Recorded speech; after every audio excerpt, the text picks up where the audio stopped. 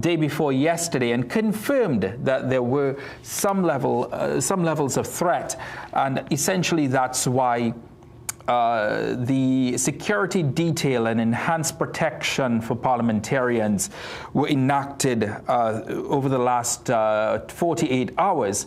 Jensen did some decent work on this story. He actually went to where the cabinet meeting was held yesterday at La Fantasy Road, and he was able to get a glimpse of what the security details of the members of the government looked like. And from his estimation and his story on page 5, there wasn't anything too different.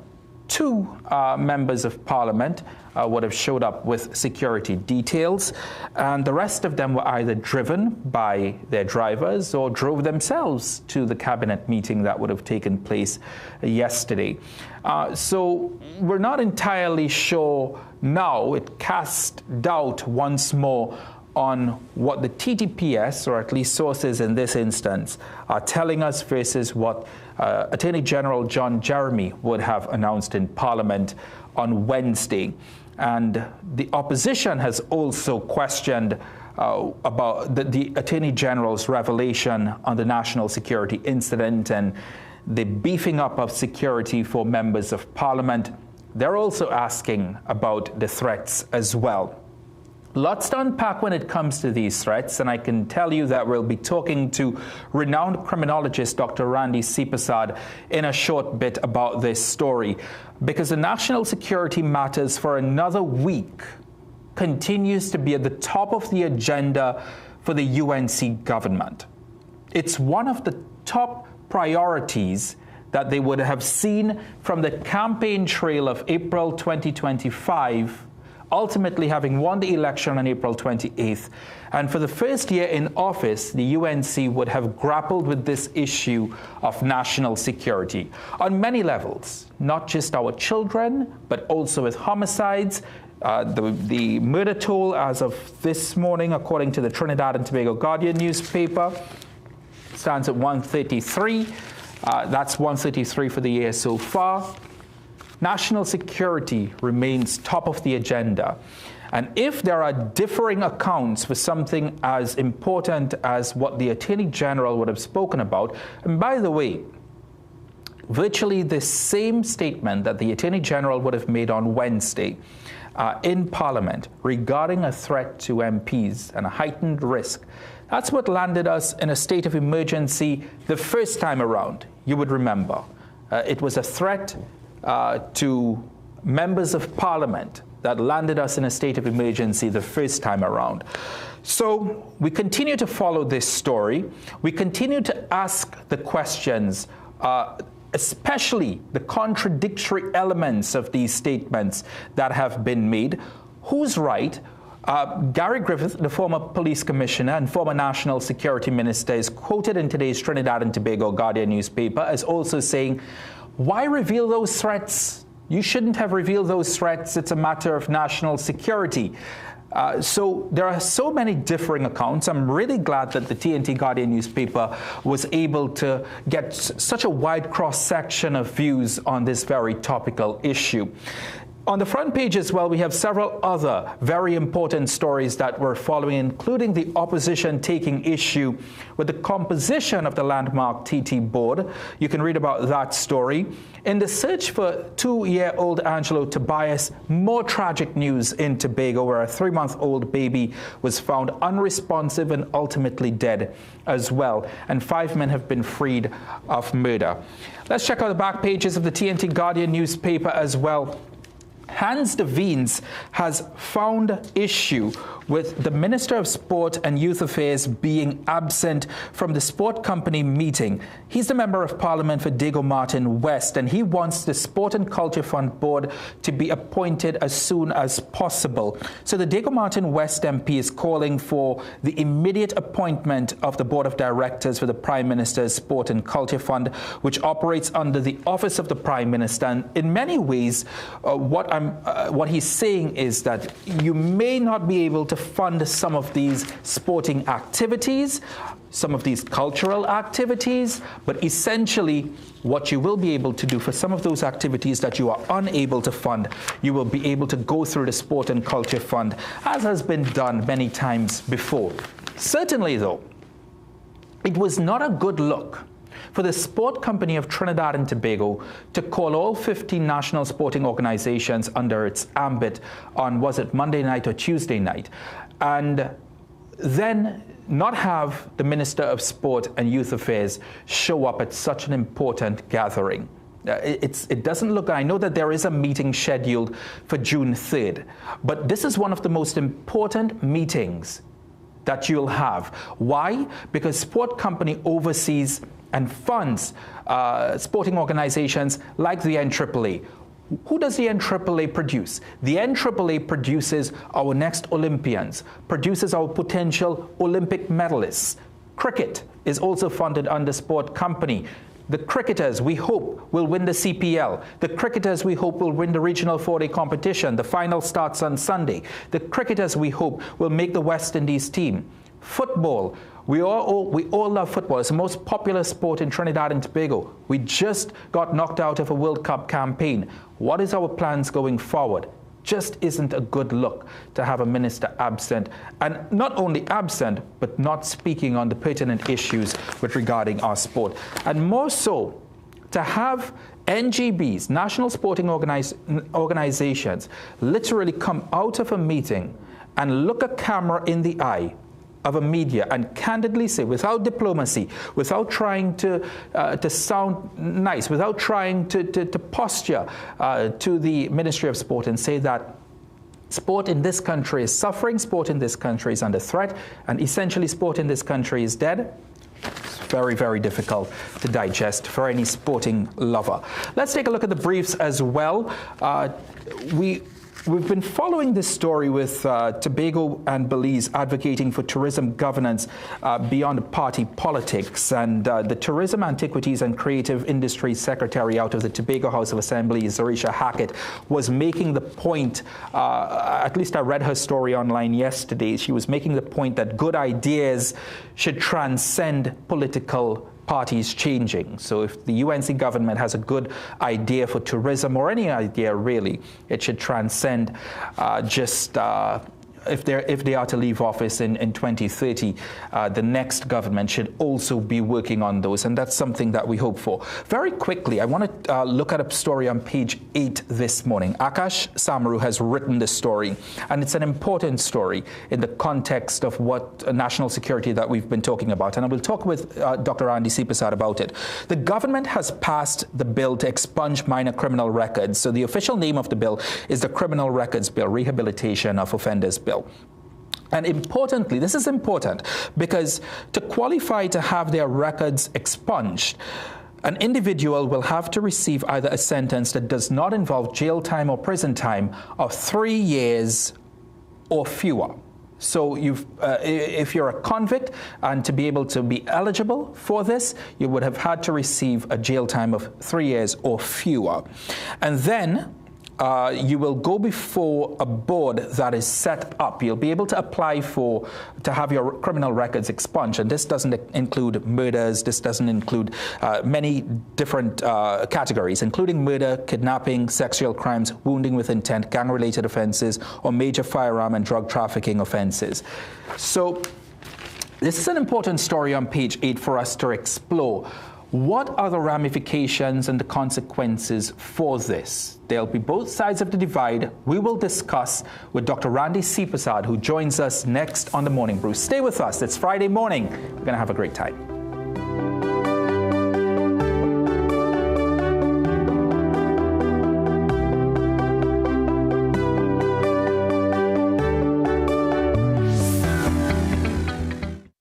Magical Expressions Limited is the largest local importer and distributor of fresh cut stems, offering the widest range of beautiful flowers at the most affordable prices. Call us today at 701-6488 or visit our website to order.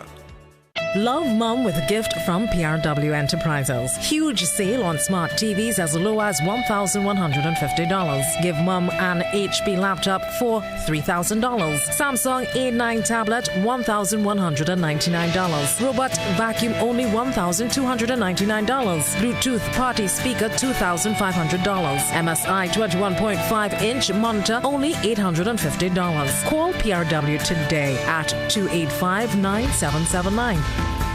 What if we each took one small action today that could have big impact tomorrow? What if one family took a stance to reduce waste in our landfills? What if one school made a choice that can lead to a greener Trinidad and Tobago? When you recycle glass, you create jobs, reduce waste, save resources, and help preserve our environment. Glass bottles and jars are 100% recyclable and can be reused indefinitely. Recycle your glass and join the Glass Loop movement today.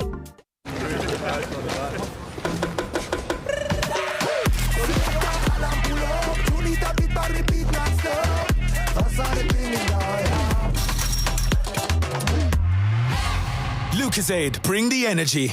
Unbeatable taste, new look.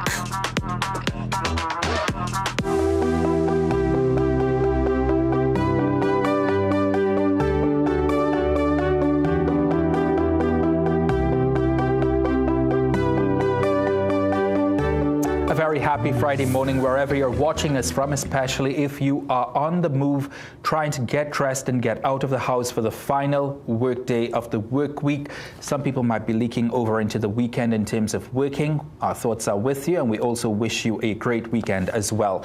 National security continues to be top of the agenda for the UNC government.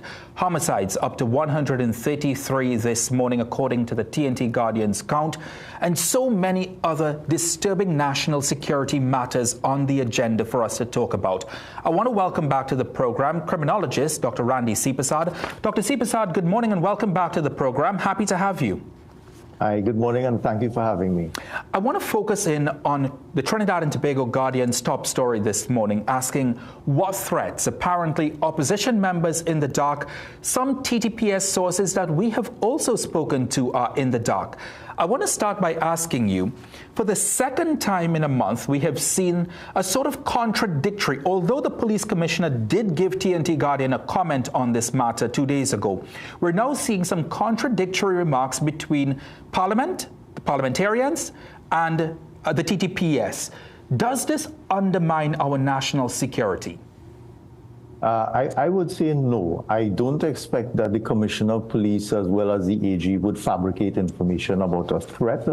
If they have indicated that there is a threat, then it means that the threat has actually happened and is real. Now, the thing about national security matters like this and other similar matters is that sometimes you can compromise an investigation if you divulge certain types of information to the public. So it's normal procedure where some things may be said to the public and some things may not be said to the public. This doesn't necessarily mean that there isn't a threat or the threat is fabricated or anything like that. So for my part, I would take it very seriously and I would understand and appreciate that the government is sharing some level of information, at least the fact that there is a threat or has been a threat to the public. It shows that the government is transparent.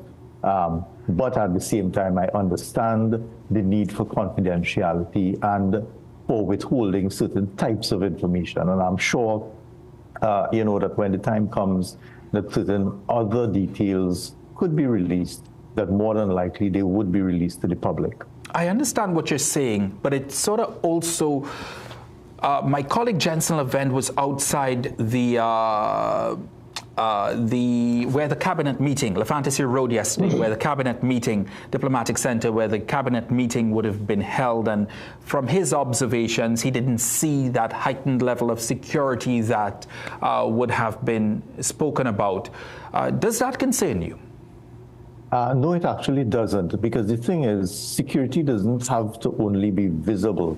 The way the security apparatus and strategies work is that there could be security officers placed but dressed in a certain way that you will never know that they are security officers. And this is certainly something that is deliberate, because if you are trying to provide security and would-be perpetrators could identify every single security officer immediately, then really it creates a vulnerability. So it may be that there are plainclothes persons walking around armed, vigilant, and all of that. So I'm not necessarily worried. The other thing is that the security that is provided would more than likely be proportional to the nature of the threat. So depending on the level of threat, which of course we don't know at this point, but depending on the level, you would have had a certain level of security which would, be thought to be adequate given the circumstances. So I'm not really concerned about that.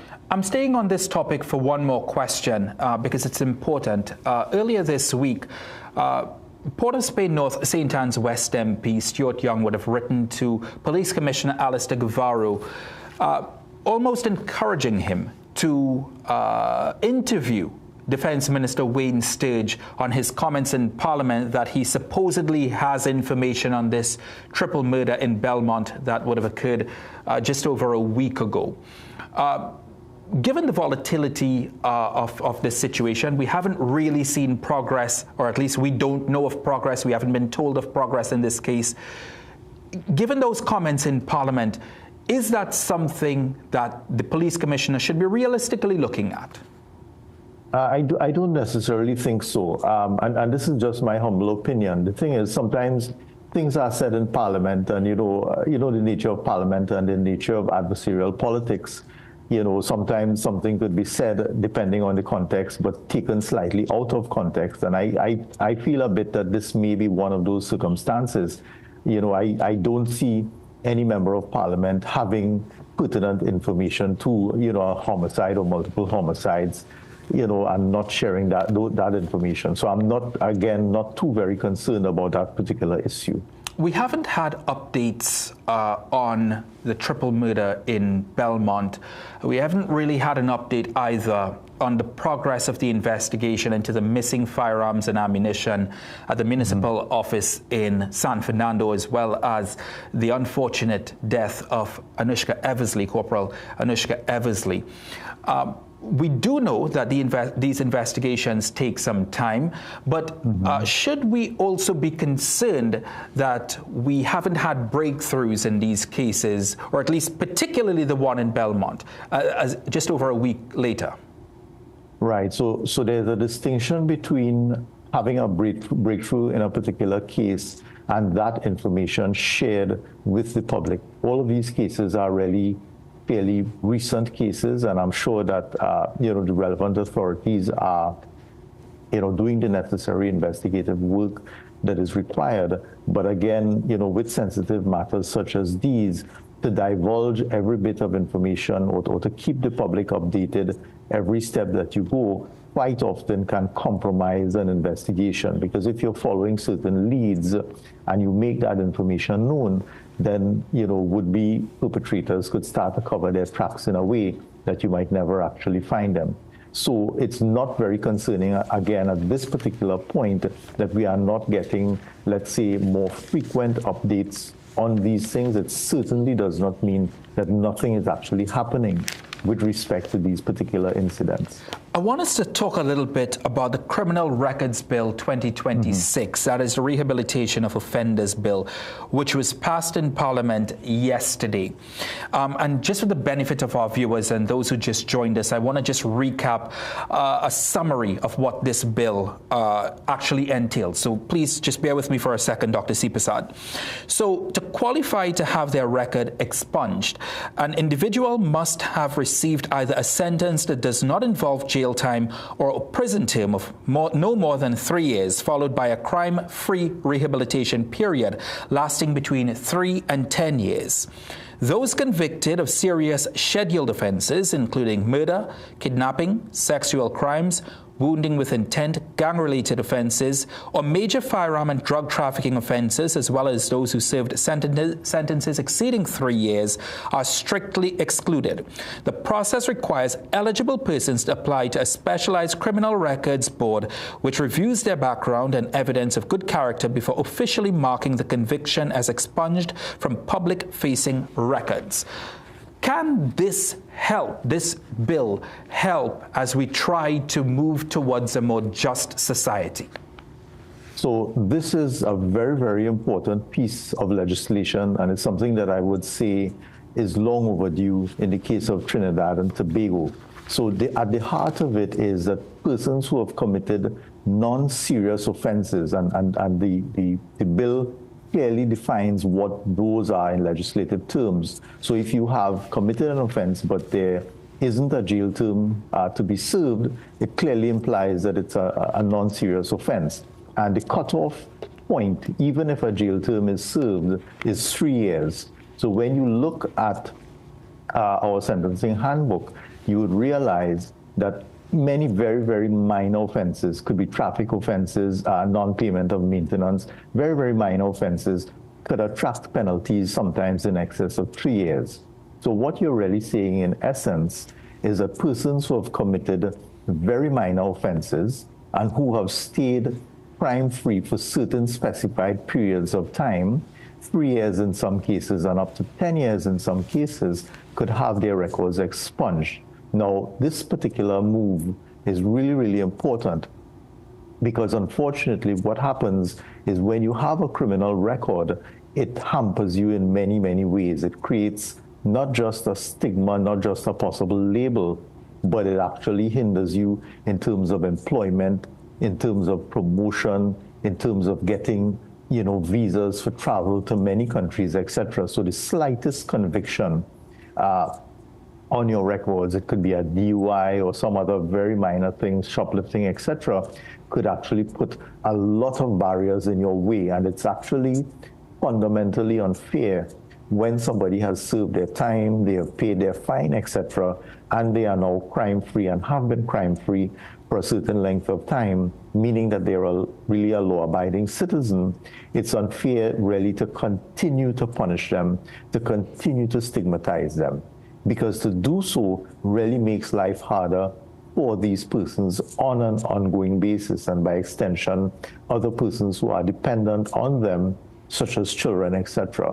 So really, what you want to do is create a system where such criminal records could be removed, so all of the negative consequences that go with that criminal record are actually removed. And that is something that is not new. You will see that in many, many jurisdictions, across the world. So in a sense, Trinidad and Tobago is late in coming with something like that, but I'm certainly very pleased to see that type of legislation being put forward.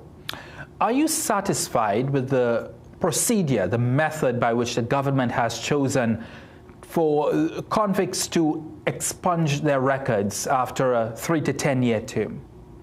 Right. So that is something that is merely procedural, and what I assume is that there are going to be some teething issues with that. They would have to try it out to see how it works, and of course, it makes sense for the expungement of the record to be something that happens with some kind of review and with some kind of procedure, as opposed to something that is automatic, where you simply go on a wholesale basis and just expunge the records.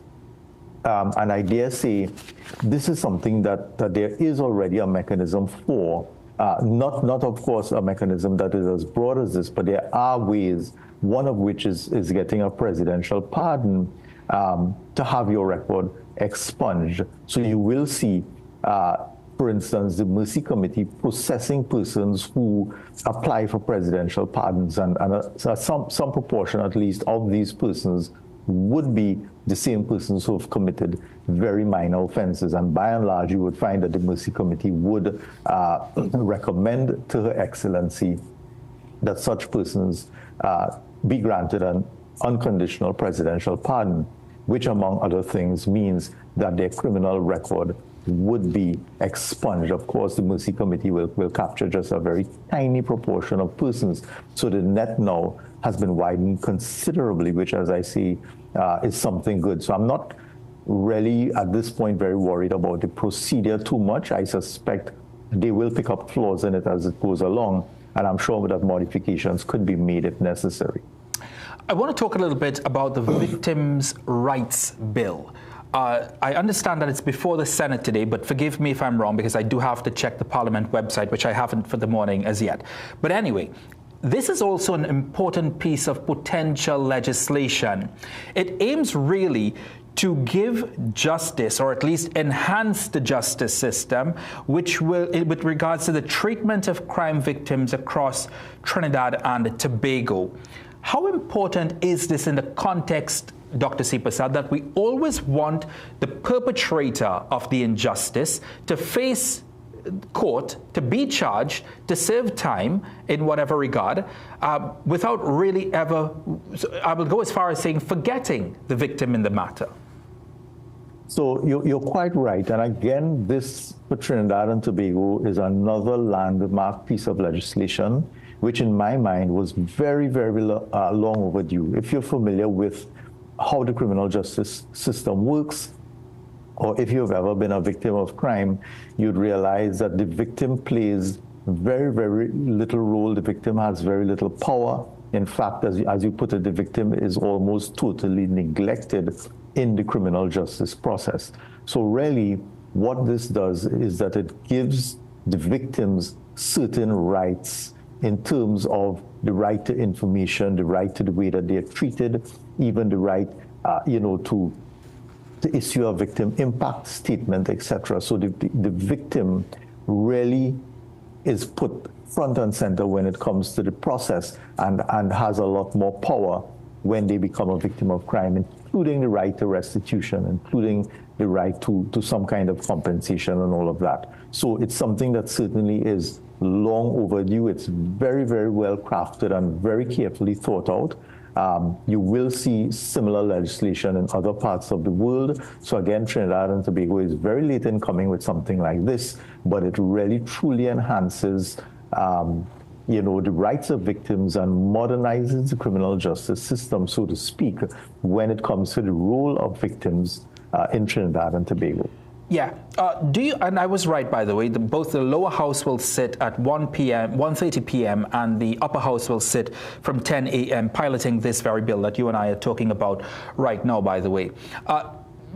It's been a long-standing criticism of the justice system, the Director of Public Prosecutions, the Trinidad and Tobago Police Service, that they haven't been able to prosecute criminals, or at least as many criminals as the public deems to have committed crimes. Do you think now, with this Victims' Rights Bill, that we will see a better chance of actually prosecuting criminals?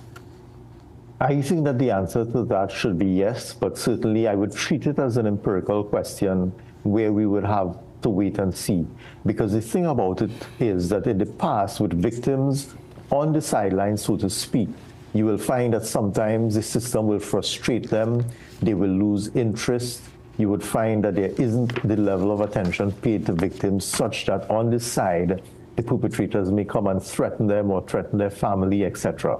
So now with this kind of legislation that really enhances, the role of the victim and that provides a better level of protection for the victim, if the bill, once it's passed into law, is really enacted in practice as it is intended, then in my estimate, what it should lead to is victims really, putting the effort that is required in a court of law and in the criminal justice system and those processes, given the types of support that they will receive, putting in the type of effort that is required to get that conviction, because very, very often you will find that the proceedings in court will fail simply because of some issue related to the victim. The victim is no longer willing to testify or provide evidence, or they withdraw their witness statements, etc., etc. Dr. Prasad, I have 30 seconds, but I do want to stick in this question very quickly because it's an important point. Does this now require our national security system to beef up, enhance, to strengthen witness protection, victims protection? Right. So this is something that has always been a serious sore point, and you're right. Yes, I would say it requires a very careful analysis of witness protection and what is happening. There are robust systems in place at present, but still they're not applied equally across the board. So there are a lot of gaps in that system. More funding is needed, more staffing is needed, training is needed, etc. So definitely yes. Dr. Randy C. Prasad, always appreciate you taking the time to discuss national security matters, perhaps the most important security matters in Trinidad and Tobago. Have a great day and have a great weekend. And you too, and thank you for having me on the show. Dr. Randy C. Prasad, criminologist, talking to us on the Morning Brew on a number of pertinent issues facing the national security apparatus on this Friday morning as we head towards the weekend. Stay with us. We're going to take a quick break, but when we come back, in a divided world, can something like museums unite us? We'll discuss next.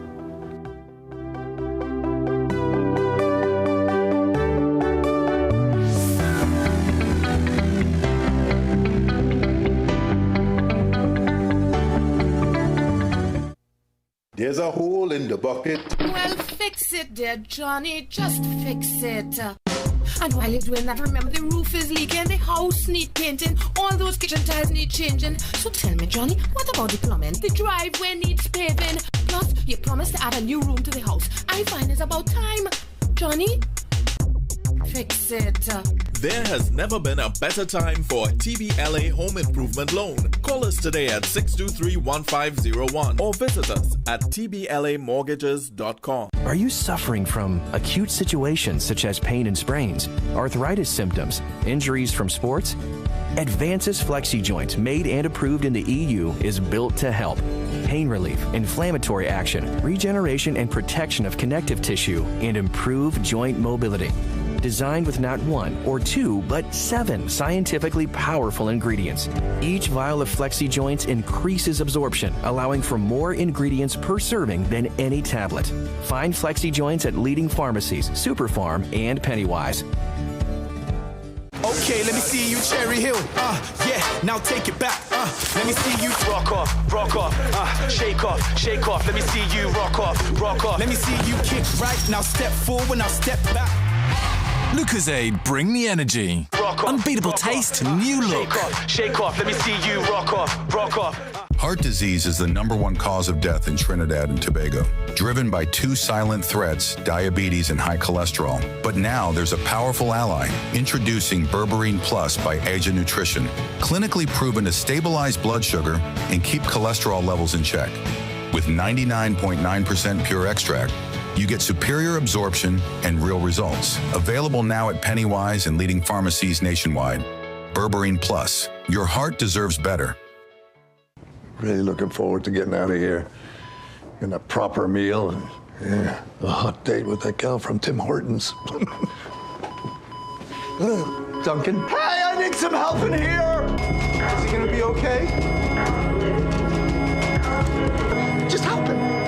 You can't just let him die like this! Experience the romance, secrets, and drama in Sullivan's Crossing.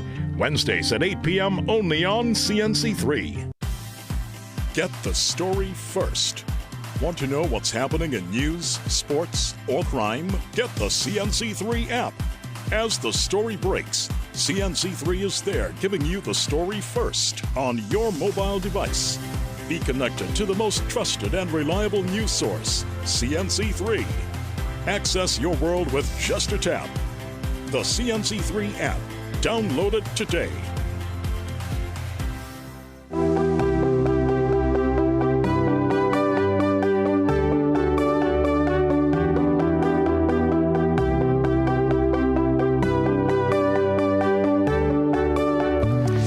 Next Monday, the world will celebrate International Museum Day. How many of you at home knew that there was an International Museum Day?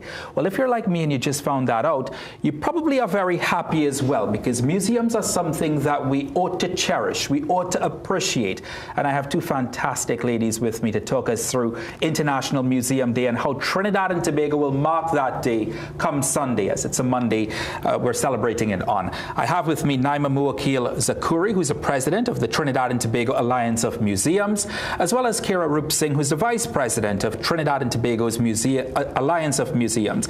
Ladies, welcome to the program. Tell us a little bit about the conception of International Museum Day. I'm sure a lot of our viewers this morning didn't know it existed. Naima. Yes. So International Museum Day was actually founded in 1977 by the International Council of Museums. And basically, it's a day to celebrate the museums and the role that they play in society. That's about 49 years ago, if my numbers get me right. How pivotal has it been in not only preserving history, which we know that museums do, but also preserving memory and helping people to really have an appreciation for history? Yes, so museums, as you would know, are really inclusive spaces where, unlike a classroom setting, there's a lot of room for experimentation, for sharing of ideas between people. And so, in a way, it's sort of like living history, and people are, exposed to so many things and able to share their own lived experiences with others. Naima, I'm kind of smiling because sometimes I like history, and sometimes I don't. I think, Kira, that people in Trinidad and Tobago truly understand the depth of our history. It runs so deep, even pre-colonial times, the depth of our history. And we have preserved a lot of that history. We have a lot of museums in this country. We've managed to preserve our history in many instances. Yes, I think Trinidadians and Tobagoans could be proud that we have over 35 museums in this country. And a lot of them are actually community museums. So people in their community have taken it upon themselves to collect items, to share the story of their village or whatever particular historic event that happened that they would like to highlight.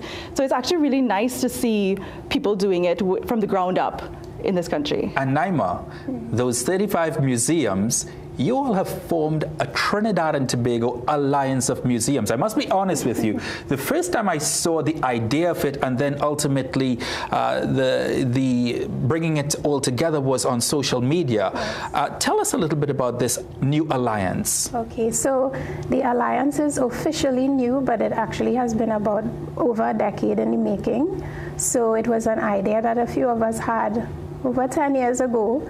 And, informally we met and we planned and so, but, ideas don't happen until their time. And 2025 was our time. So Kira, myself, and a few others, we got together and actually formalized and registered the alliance. And we had our first AGM in 2020, on the 28th of February this year. And that's when we were elected. So we are so happy that this has happened, and we really look forward to what this unity will bring for museums. Kira, what do you guys hope to achieve by creating an alliance of all of these museums? I think the main goal is advocacy. We have a lot of museums in this country, and they talk from their own corner. It's a quite diverse range of museums. Mm-hmm. So you have ones that focus on zoology and natural history. You have ones that focus, like the museum I am a part of, the police museum. You have like Naima, Central Bank, art, and bringing them together to say, what do we need together collectively? So that collective voice speaking for museums, I think that's the main goal. Also, a lot of these museums are, as you mentioned, they're not new museums. They're quite old, and some of them require refurbishment, some of them require funding, sustainability to stay afloat. Correct, yeah. I want to talk a little bit about how you ladies are going to mark International Museum Day, which is on Monday, but these ladies will have an event on Sunday, Naima. Yes. So on Sunday, at the Central Bank Museum, we will be celebrating International Museum Day with an open day where it is open and free to the public. The museum is located on the ground floor of the Central Bank, so the activities will actually take over the entire ground floor of the bank. What can we expect, even for those who may not have an appreciation of what's in a museum? Even for those, I know there are many as well, who've never been to a museum. What can they expect? What does the Central Bank Museum have in it that will wow people? Okay, so the theme for International Museum Day this year is Museums Uniting a Divided World. And based on the theme every year, that's how we would set out the day. So what we've done this year was actually invite some of the museums from across Trinidad and Tobago to have a booth or a table with us to bring their artifacts, bring their experiences to share with the public. So that's what people can expect. You'll see museums, and they'll all have different activities and workshops throughout the day. We'll also have like local food samples and giveaways. And tell us a little bit about the conference, Kira, that's happening in November. There's actually a Museums Association of not just Trinidad and Tobago, but the Caribbean happening in November. Yeah, so we're quite excited. The Alliance bid to host the Museum Association of the Caribbean Conference here in Trinidad. It's going to be in November at the Hyatt from the 9th to the 13th. And it'll bring in all the regional museum professionals, practitioners, academics to talk about museum issues and challenges and, you know, possible way forward for us in this country. Yeah. All right. Well, what time does it start on Sunday, Naima? On Sunday, 10 a.m. to 5 p.m. 10 a.m. to 5 p.m. at Central Bank in the at the basement, is it? Yeah, the ground floor. At the ground floor. Yeah. It's going to be taken over by the Alliance of Trinidad and Tobago Museums. Ladies, we appreciate you being on the program. Naima Muwakil Sakuri as well as Kira Rupnarine. Good luck this weekend. Good luck in November as well. Very excited to hear that Caribbean museums are actually coming together for a common conference in November in Trinidad and Tobago. As George Lamming once wrote, these seas in the Caribbean, these seas are history, and we ought to preserve that history for better or for worse. Let's take a break here on The Morning Brew. When we come back, it's Grace Glow 2026. We'll be talking to Pastor Renee Jacob on this event that's coming soon. Stay with us.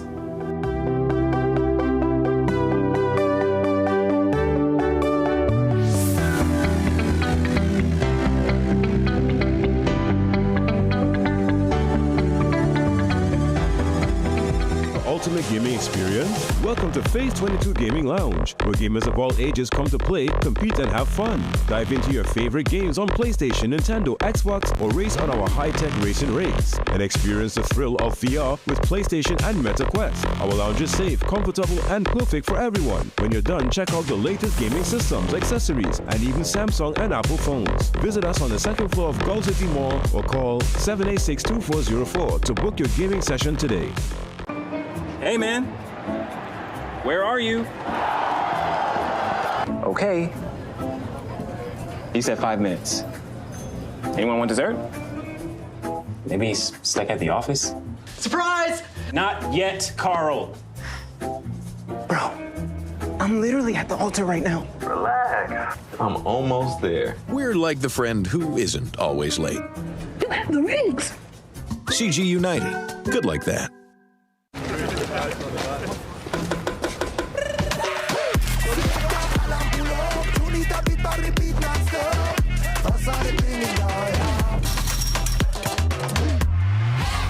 Lucozade, bring the energy. Unbeatable taste, new look.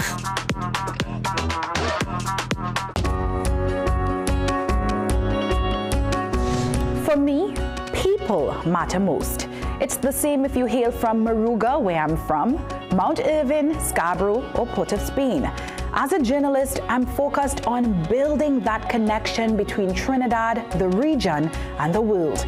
Most importantly, I want always to use my voice as a powerful weapon to break down barriers wherever they exist. This is why we are where you are.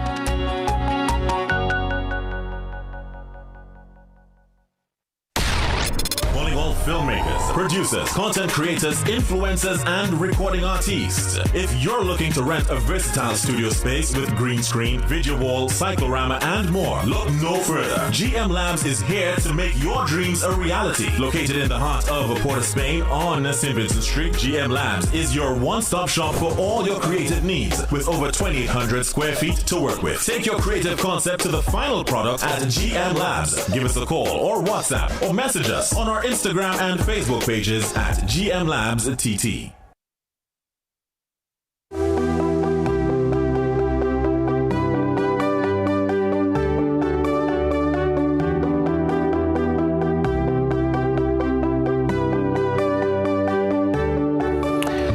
At the end of this month, ladies from across Trinidad and Tobago are being invited to a really transformative experience at the Cascadia Hotel, and it's being put on by the Covenant Life Transformation Ministries. I have the honor this morning of having on set with me Pastor Renee Jacob as well as Natasha Pacheco, who's Associate Coordinator of Grace Glow 2026. And in case you think you've heard about it before, that's because now it's in its 12th year. It started 12 years ago. So I want to start by congratulating both of you ladies, because to have an event for over a decade, financially sustaining it, logistically, it's a headache. You're the Associate Coordinator, Natasha. It's no easy work. So we appreciate having you on, Pastor Renee. Tell us a bit about Grace Glow 12 in 2026. First of all, I want to thank you for having us here to introduce to Trinidad and Tobago about Grace Glow. Grace Glow, of course, it's hosted by Covenant Life Transformation Ministries, and it's really it's a women's event, and it's aimed to empower, enrich, and encourage women in different seasons of their lives. 12 years, Natasha. This may feel like a milestone, and as you grow to 13, 14, every year, it just feels like more of an accomplishment. Absolutely, absolutely. You know, when we first started, you know, of course, starting off, you're not quite sure how is it going to be received, you know, but certainly 12 years later and growing with every year, we've changed locations, right? So every year there's growth, you know, and so that's how we're now at Cascadia, testament to the growth over the years. How many ladies do you feel you welcome almost annually on an average? Well, last year and the year before, it was around 300. That's a really good women, crowd. 250, then 300. So we had to get a bigger location, and we were really, really happy to get the Cascadia Ballroom. And it offered us also the brunch, because, you know, we women, we like to dress and we love to eat. And we love to receive the word as well. So that's about it, about 300 women. But the ballroom can hold much more. So we think we are settled there for now. What can ladies expect when they arrive on May 30th? Well, they can expect a welcome from us, Covenant Life Transformation Ministries. We want them to have a safe environment where they can feel uplifted, where they can feel hopeful, where they can be refreshed, can have a little bit of laughter, a bit of entertainment, and of course, you know, a reconnection with their faith. Natasha, I get from Pastor Renee that it's a safe space for ladies. Absolutely. What are the topics that will be discussed? Well, we have, for the first time, usually we have local women of God, dynamic women of God, ministering. And this year, for the first time, we actually have an international guest, Sister April Joy Mathura. And so we're not sure. Every year they choose different. Our topic, our theme for this event is Anchored I Am. And, you know, in the seasons of life, the challenges that women go through daily, you know, as women, we always, you know, ourselves with marriage or the pressures of life. And so this offers a fresh perspective. We don't know exactly, you know, it's her choice as to what exactly she ministers on, but that is our theme, Anchored I Am. And we really pray that women would become anchored, and that offers a sense of inspiration, healing from on the inside, you know, so the pushing aside for a moment, and that's okay, you know, for a moment, pushing aside all of what you're dealing with and just feeling healing and refreshed and reinvigorated, and that's what we hope to accomplish. I hear you, and I'd like to ask Pastor Renee the very same question. Why is it so important in 2026 that women in our country really be anchored? Yeah, because there's a bit of instability, there's grief, there's hurt, there's pain. Many women define themselves by what they go through. Right? They may be unsuccessful, they may fail, maybe they may be too successful, and everything is defining them. But there's an internal anchor that we need to have so that when the boat starts to rock, we are steadfast, we are anchored, we are not immovable. Right? Our women in our society, beyond the challenges that you've spoken of, in some instances have also been under attack. Oh, yes. And as a female pastor, you would, I'm sure you would have spoken about this on the pulpit many times. This is an opportunity for women, and I see it as this. Maybe I'm wrong, maybe I'm interpreting it not right, but I see this as an opportunity for women who are attending to now go out into the country and change the lives of other women? Of course. Transformation. Transformation. What you say is correct. I should call you pastor. You have great discernment. So from what they feel, what they're infilling, they should go out and be able to apply to their lives firstly and spread it to others. So Natasha, there are women who are watching this program who you may have sort of intrigued their interest. Yes. How can they get involved? Yes, so they can call us at 768-5049. That's Pastor Renee's number. Mine is 762-7935, and our other number is 347-7668. And we will, when they call those numbers, they will get a QR code and a link, right? And so they will get all the information, be directed to our bank account numbers and things like that, so they can do online. Or if they need to do in person, we are located at number 3 Mount Hope Road, Mount Hope, and they can come in on Sundays anytime between 10 and 3, and they can make the purchases directly there. I just want to ask you to repeat those numbers just a little bit slower for those who didn't get the chance to get a pen. Certainly, 768-5049. 762-7935 or 347-7668. Pastor Renee, I will give you the final word on this. Why should women take their Sunday, May 30th? Why they should take their time? It's just a short conference between 10 a.m. and 3 p.m. Enough to digest what you've got. Not long enough to get bored and to get tired. So it's really a really well-structured conference.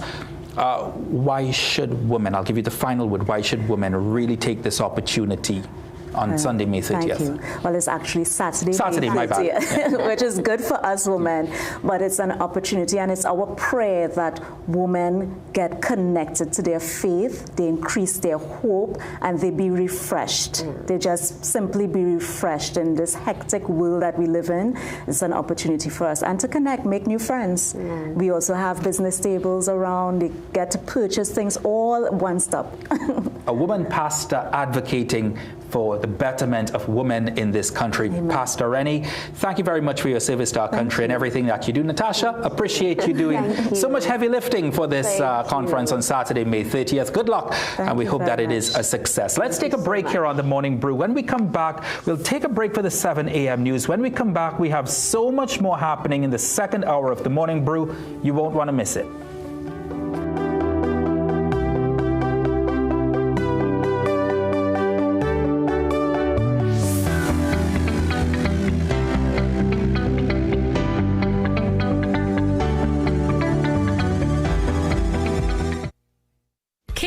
Ginger Mint, your trusted and natural wellness. Now with healthier options. KC Ginger Mint with honey and lime. KC Ginger Mint with orange and KC Ginger Mint with lemon. KC Ginger, honey, lemon, lime, and orange. Natural and trusted for generations for soothing sore throats and digestion and boost immunity. Get your new KC Candy Ginger Mint extended range today and breathe naturally. Get a loan at Bremont. The process is simple. Fast and efficient approvals. Receive funds within 24 hours once approved. And no penalty for early repayment. Located at 4 Gallo Street, Woodbrook. Remember, we like to lend. Calling all filmmakers, producers, content creators, influencers, and recording artists. If you're looking to rent a versatile studio space with green screen, video wall, cyclorama, and more, look no further. GM Labs is here to make your dreams a reality. Located in the heart of Port of Spain on St. Vincent Street, GM Labs is your one-stop shop for all your creative needs with over 2,800 square feet to work with. Take your creative concept to the final product at GM Labs. Give us a call or WhatsApp or message us on our Instagram and Facebook pages at GM Labs TT. Time Check, brought to you by the Central Bank and the National Financial Literacy Program.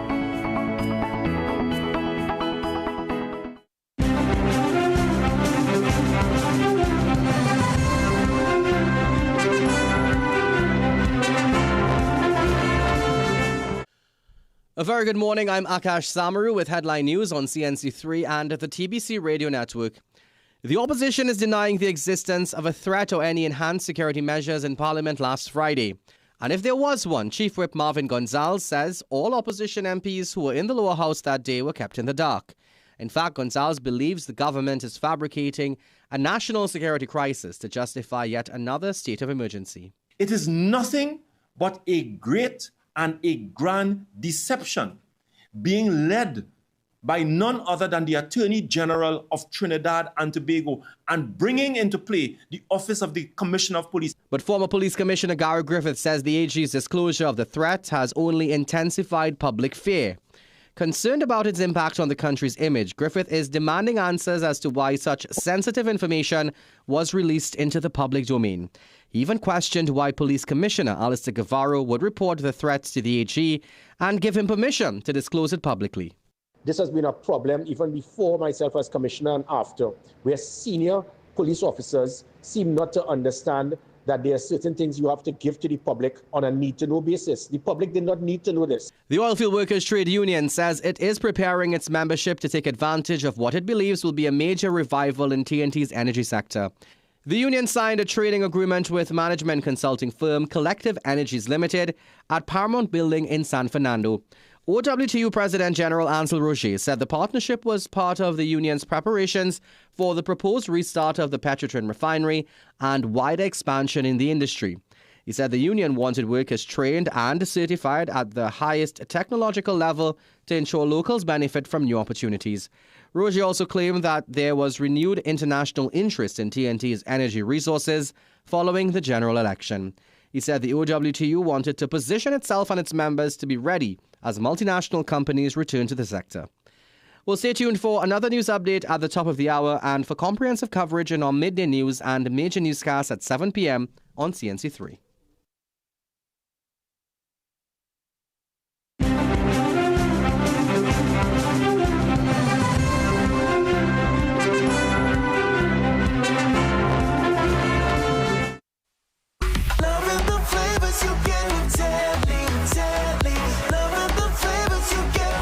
Wouldn't you just love a cup of Tetley tea right now? Dark, strong British blend to give you a good morning boost. Or Tetley decaf, all of the antioxidants, none of the caffeine. Losing weight or staying healthy your thing? Try Tetley green tea. Get the vitamins to boost your health with Tetley super teas. Or calm down with Tetley chamomile. Wouldn't you just love a cup of Tetley tea right now? Tetley, a tea for everyone. Love the flavors you get with Tetley, a tea for everyone. Tetley tea. Distributed by AMCO, a subsidiary of Ansa McCall. Step into ABC Doors and Windows, where quality meets variety. Discover premium wooden, steel panel, fiberglass, and steel security doors alongside aluminum, UPVC, and steel windows designed for strength and durability. At ABC, we're always a better choice, delivering products built to last and service you can rely on. Visit our showroom at 1 Chanka Trace, El Socorro South, or call 638-7184 to make your dream home a reality. Gaming Express Limited is a premium importer and retailer of the highest quality brand name electronics. We stock the widest range of PlayStation, Nintendo Switch, Samsung, and Apple devices and accessories. Visit us at Shop 52, Level 2, Gulf City Mall in San Fernando, or contact us by phone or WhatsApp message at 687-7480 or 301-9797 or 798-1280. Like our Facebook and Instagram pages for updates on products and services.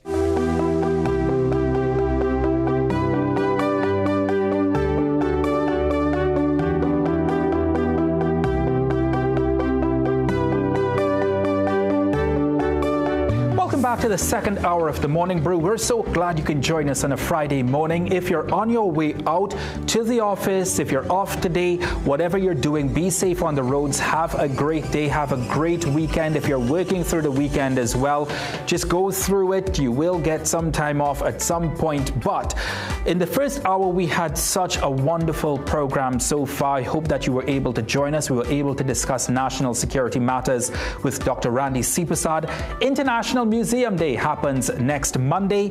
We were able to discuss how the Alliance of Trinidad and Tobago Museums will be celebrating the day come Sunday at Central Bank, the first floor from 10 a.m. to 5 p.m. And also there is the Grace Glow 2026 conference happening for women at the end of the month on May 30th. We were able to talk about so much, and we have so much more for you in this second hour. But first, let us tell you how you can stay connected with us here on The Morning Brew. You can also keep in touch with us by sending us an email if you think there's a story that we're not talking about, if you think that there's a person that we should be talking to or featuring.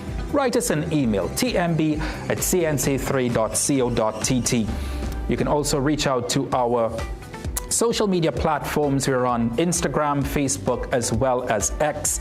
CNC3 TV on X. Use the hashtag TMB on all our social media platforms. That way, when we click hashtag TMB, we can see your comments. We're at CNC3 Television on Facebook, as well as CNC3 News on Instagram. We're also on TikTok these days as well, so feel free to follow us there as well. Download the CNC3 News app, where you can get the latest developing and breaking news straight to your mobile device. We are constantly updating the app 24 hours a day, 7 days a week, with the latest breaking news on the ground here in Trinidad and Tobago, across the region and internationally as well.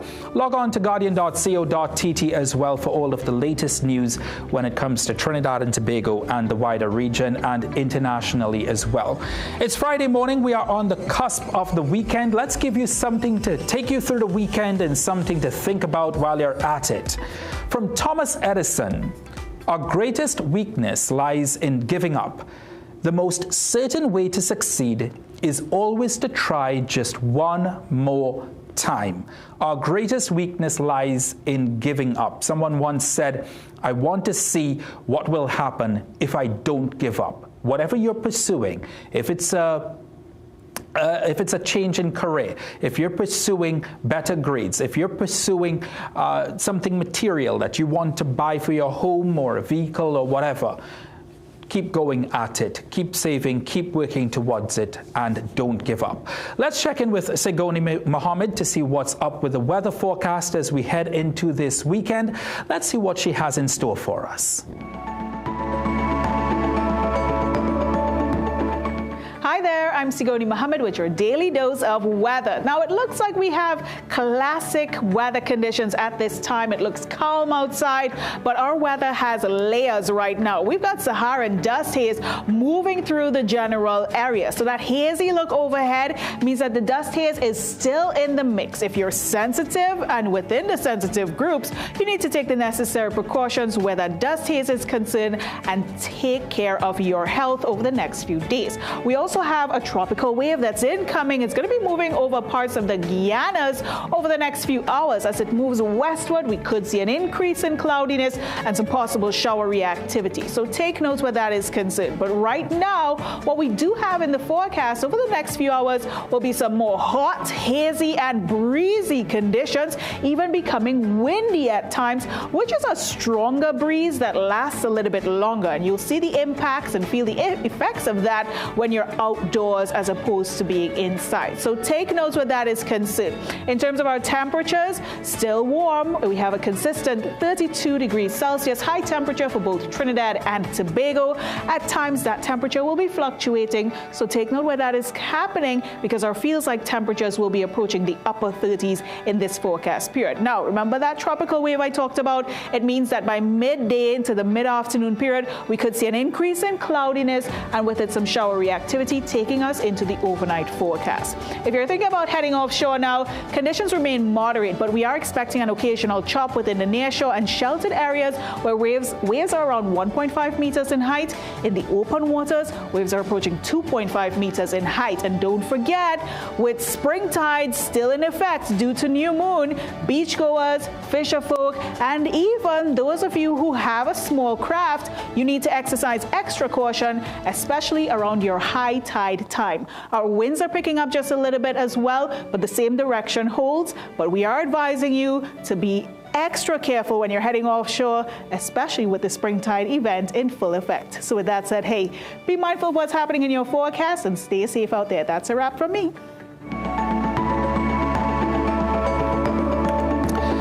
right, thank you very much, Sigoni. She says that the weather is layered, and it certainly looks like that because the northern range sometimes is unseeable, really. But you can see it these days, but there is that tinge of Sahara dust in the atmosphere. So those of you who suffer from respiratory illnesses, certainly please take as many precautions as possible because that can lead to some serious health issues. Let's take a quick break here on the Morning Brew, but when we come back, we have the very popular Mind Your Business segment. We'll be talking to Michelle Barton Romeo, who's the owner of Madame Moringa. Next.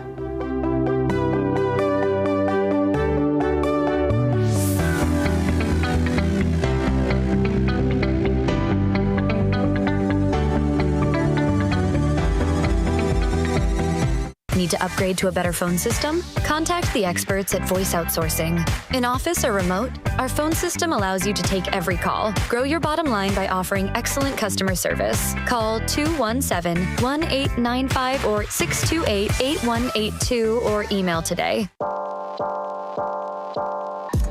Welcome to Holiday Inn Express and Suites. Do enjoy, Stacey. You want some coffee? Can I have the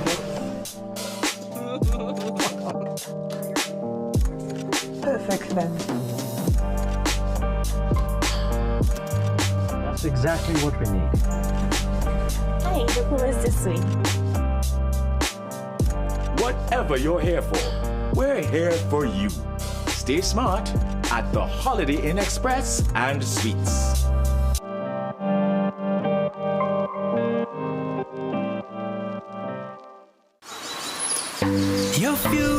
Your future is safe with us. No matter your age or where you're from, or what doors are open to each and every one. Your financial needs are sure to be met. At Police Credit Union, there's zero regrets. A variety of services that's accessible and reliable. Here to show you just what service is. Helping where we can, but with a smile. So grow with us today. We can do this together. We can secure the future. We can secure the future. Police Credit Union. Your future is safe with us. At CTS College Private Secondary School, we understand that every student learns differently. This is why we provide them with the freedom to choose their ideal workload. With full-time and part-time classes delivered face-to-face and online. And dedicated teachers to help them reach their academic goals. We also provide regular updates to students and parents. Plus, we have affordable rates and flexible payment terms. Enroll today at CTS College.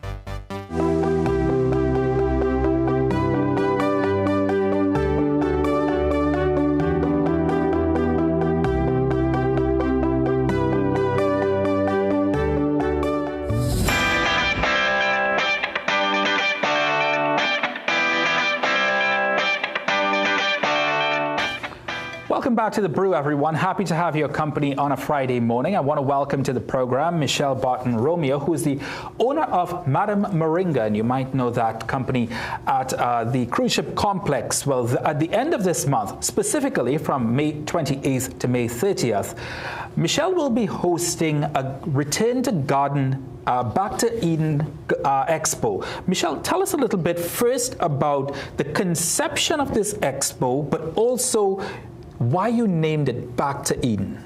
Good morning, Ryan. Good morning, CNC3. Thank you all so much for having me here once again. And good morning to Trinidad and Tobago. Back to Eden. As the name suggests, it's going back to something. Going back to the roots, going back to the origin. No, we are not going to go back to walking naked, but, but we are talking about, doing something that our forefathers did, which is planting food at home in the backyard. this is interesting because your business surrounds really 100+ forms of moringa. Where did you get the idea to have a Back to Eden Expo? You see, at Madam Moringa, we pride ourselves in that most of the herbs and veggies we use in our products, they are homegrown. They are grown right there. I grow them myself. You see, that way you can guarantee certain things like, less chemicals and stuff like that. So I've been gardening all my life. I love it. My family, I came from people that do home gardening, my father, my mother, and now my siblings and all. Many of us are also involved in home gardening. Home gardening is something that I have been promoting outside of Madam Moringa, just for fun. Started during COVID, I started making videos, and I started promoting what I'm doing at home, and then I got so many questions, and I realized that although it comes so natural to me, and it seems to be so easy, we have so many people who really don't know what to do. I can tell you, Michelle, that you may be doing it for fun, but it's going to become one of the most serious things that a family can do in this country and this region. We're going to come back to that point, but I do want to talk about the expo for a couple minutes. What can people expect at the expo at the end of the month? At the expo, Ryan, I have been working hard for months. I have put together over 50 different vegetables and another 50 herbs in containers, pigtail buckets, whatever I could find, and I want to leave some of those as secrets so that when they come, they can see what they can plant in. And we are going to set up an entire home garden with as many vegetables as I can find to show people, you have land, great, plant in the land. If you don't, if you think you live in a concrete jungle, I will show you how you can grow food in almost anything. You've seen, just doing this for fun, as you say, you've seen interest from Trinbagonians, even those who may not have a huge front lot, even those who may not have a great backyard garden. You've seen interest in people just wanting to at least trial it, to at least want to get involved. They may feel very proud of themselves if they have a few tomatoes in the back, or just a few sprouts of lettuce. Yes, exactly. And it really is very rewarding. It's very engaging. It's captivating. You feel really, really good about it. And I want to warn everyone, home gardening is very addictive, but that's a good addiction to have. When you plant one thing, you want to plant another and another, and you want to continue. But the benefits are really great. So you can have fun and enjoy the benefits as well. One of those benefits is the health aspect of home gardening. One of the challenges, and there are so many challenges with buying produced food from farms, etc. And I know this is a talking point all over the world, is the chemicals that they induce, because the demand is so high, particularly for things like meat, that they can't supply the demand, so they have to inject with chemicals to grow quicker and quicker and quicker. Home gardening, you're in control of what you produce and what you consume. That's right. And that's the difference. Now, farmers have to use the chemicals. I understand that. And we have to, that's just how it is. The home gardener, we can now share some of our produce with the birds and the bees and the bachaks as well, right? And we don't have to use that. We are also going to show at the expo how to make your own homemade insecticides, composting. We have a big segment on composting as well. And we're going to show you how you can do things from your kitchen. The baking soda, the molasses, for instance, and these things that you have right there in your kitchen, they are going to help you grow your garden. Wow, you have the absolute full works. I didn't think you were going to go all the way to composting. And oh, absolutely. Composting, soil amendments. We want to show people this is, I don't want to fool you and say it's easy. It really is hard work. A labor of love. That's what they call it, a labor of love, yeah. So I'm not going to say, oh, it's so easy, come and do it. No, I'm not going to go there. But I'm saying that you can start small, start little, start with just 2 pigtail buckets if that's what you want to do.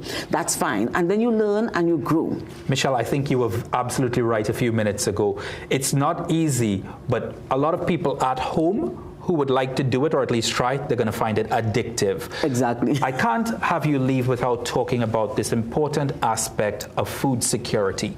And it's hugely important in the sense that the Caribbean community, CARICOM, actually has an entire body working on food and agriculture with specifically with food security in mind. Sometimes, Michelle, in my coverage of the climate and in my coverage of the Caribbean, I often think that we in the region don't really understand the oncoming crisis of food security.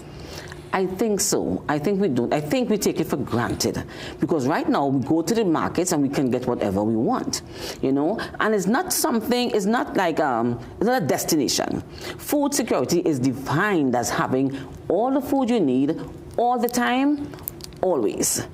We are not there. We are far from there. And although we don't have people suffering from hunger per se, we don't really have that. We have to look at what's happening globally. We have to look at what's happening right here. And we have to make that decision that we are going to be responsible for our own food security. And that may mean ripping up that piece of lawn that looks so beautiful. Yes, I know it's beautiful, but you know what? You may have to get rid of it and put some food there. It looks beautiful with when there are tomatoes being planted or cucumbers. Right. It looks beautiful as well. But just as well, Michelle, imagine one of those crises that the world is facing. Let's just take what's happening in Iran right now, or go back to the COVID-19 pandemic, and ships can't bring in our food because we import so many different foods. Just imagine if a family is able to produce some of what it buys in the market, some of what, and I say some, let's just say 5 or 10, how much of a help that is in a crisis? It's a big help, Ryan. I did a little test. In 2020, COVID, when I started to share, I was just sharing, come on folks, let's plant, do this, do that, And in 2021, I think it was, I started to document everything that I harvested, looked at the market prices and put a price along that, and in 3 months I counted over $3,000 of goods that came from my little garden. Yeah. And if I had to buy that, I would have had to find $3,000 in 2021, those first 3 months, and where were we? Locked down. In a COVID-19 pandemic. Well, the expo takes place between May 28th and 30th. I'll give you the final word, Michelle. Invite Trinidad and Tobago to this free event. Oh, great. So, Trinidad and Tobago, come on down to the Back to Eden Food and Garden Expo happening May 28th, 29th, and 30th at the Cruise Ship Complex, Dock Road in Port of Spain. You want more information? You can call me 360-3492. Don't miss this. If you are a school and your teacher and you're saying, oh, I didn't hear about this, call me, WhatsApp me, 360-3492. We still have space for some schools. Lots have already registered, but we still have space.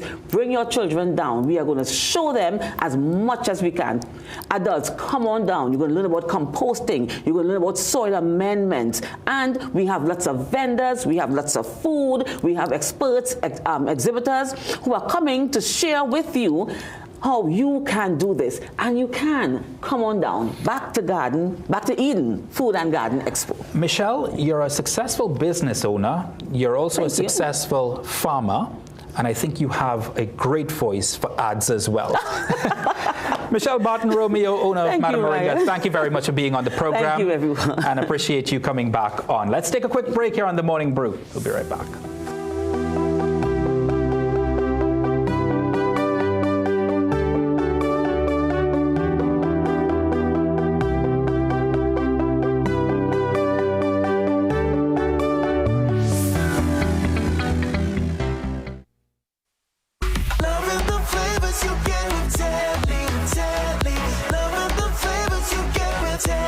Just love a cup of Tetley tea right now. Dark, strong British blend to give you a good morning boost. Or Tetley decaf, all of the antioxidants, none of the caffeine. Losing weight or staying healthy your thing? Try Tetley green tea. Get the vitamins to boost your health with Tetley super teas. Or calm down with Tetley chamomile. Wouldn't you just love a cup of Tetley tea right now? Tetley, a tea for everyone. Love the flavors you get with Tetley, with Tetley.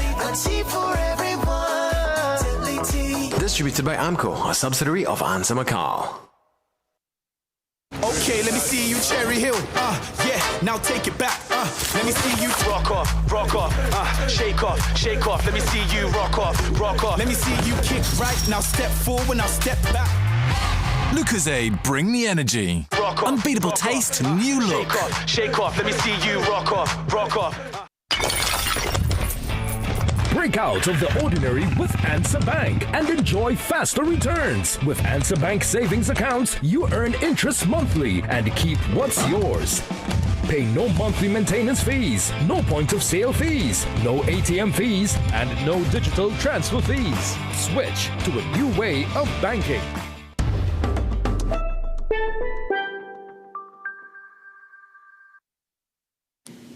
Some of us like to test limits, but there won't always be second chances. Obey the speed limits.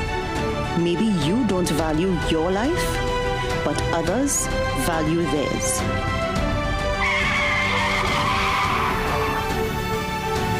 A message from the TTPS. We must reopen the South Sea operation. There are tons of goodies to be released before the end of this month. And I expect your cooperation. At the end of the month? But that's crazy. In this business, there's only one way to solve your problems. If you don't do it, I will. Simple as that. I don't mind, really. In Westwood Park, nothing stays hidden for long. Watch the drama unfold. Saturdays at 7:30 p.m. Only on CNC3.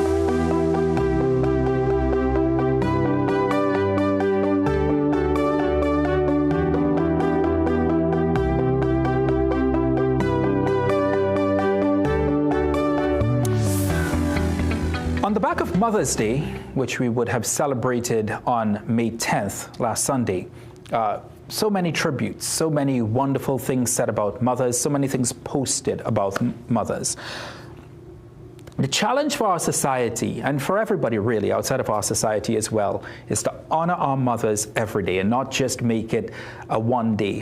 Dr. Eric Williams, I was reading one of his speeches a few weeks ago, and he called it an imported holiday, talking about housewives. You can read the entire speech online, actually. It's worth it. But honoring our mothers shouldn't just be one day. Yes, we shower them with gifts, but it really is something that we ought to be continually doing. And it's not just because there are mothers.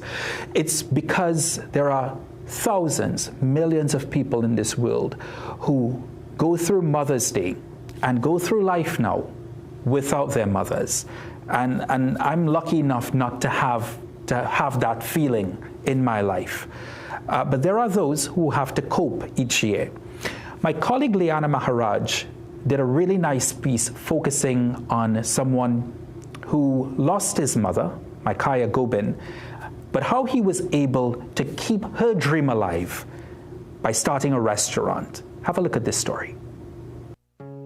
Some of the best memories of our mothers usually start in the kitchen. That's the case for the Gobin family, as their mother, Ruth, had a gift for cooking and bringing together loved ones. She would just be like, come to my house and make a cook, and she just bring everybody together. A chef by profession, Ruth always dreamed of opening her own restaurant. Every time we go, especially restaurants, it's crazy. With her, she's like, it's missing salt, let's need this, let's need that. But her dream was put on hold as she started battling breast cancer. 2012 is when she passed away. As her eldest son, Gobin decided though his mother died, he would keep her goal alive.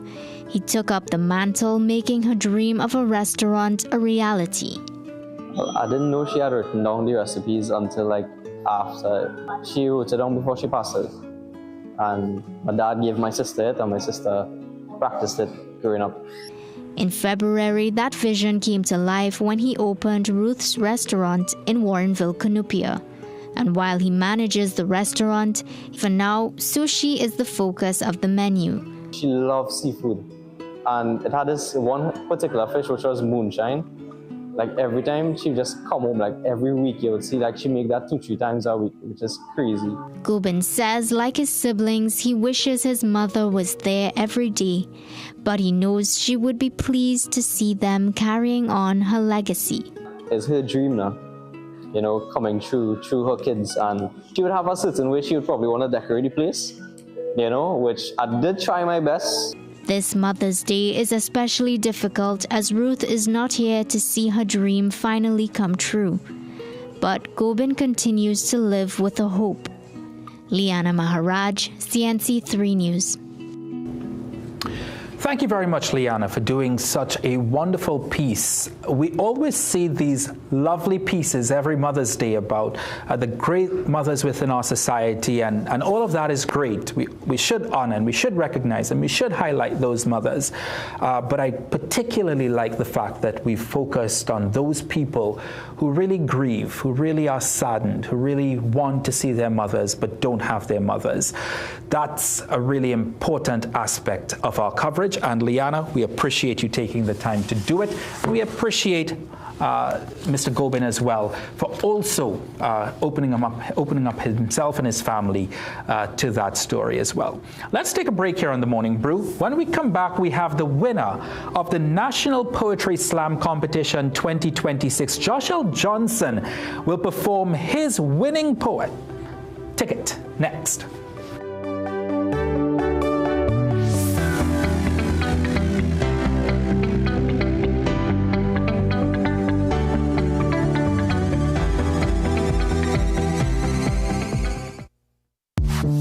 Period nights don't have to look like this. Move less, wake up to change. So change for a real night's sleep with Always Overnight. Its 3 times protection system absorbs, locks the fluid, and keeps it away from your skin. For protected nights without leaks. Always. We are your one-stop, most convenient, most helpful, most caring community pharmacy. Our pharmaceutical services include dispensing medicines, repeat dispensing, clinical governance. But we also have a fully stocked convenience store featuring our refreshment aisle, grocery lane, personal care products, toys, pet supplies. We are most conveniently located out of the traffic, just 2 minutes off the highway in Heartland Plaza in Deva Chaguanas. Contact us on 220-8705 or 470-5938 and visit us soon. Visit Tire Clinic Marketing, New Truck and OTR Tire Service Center at number 30 and 32 Montrose Main Road, Chaguanas. Call today at 665-8973 or 672-3419. Alignment services available. Tire Clinic Marketing, Truck and OTR Service Center. A tire for every need. Your heart, brain, and body with omega-3. Packed with essential fatty acids, omega-3 helps support heart health, brain function, and overall wellness. Whether you're staying active, focused, or simply living life to the fullest, make omega-3 part of your daily routine. Live healthier with omega-3. Wellness that works from within. Tune in to Wellness Unlocked on CNC3 Sundays at 5 p.m., also on Monday and Wednesdays at 9:30 a.m. Looking for a smart way to grow your savings? For just a limited time, the Trinidad and Tobago Police Credit Union is offering competitive fixed deposit rates of up to 4%. That's up to 4% guaranteed. When you invest with PCU Fixed Deposit, visit any of our locations in Barataria, Arima, San Fernando, or Tobago to get started today. For more details, visit policecreditunion.com or call us at 6124-PCU. PCU. Your future is safe with us.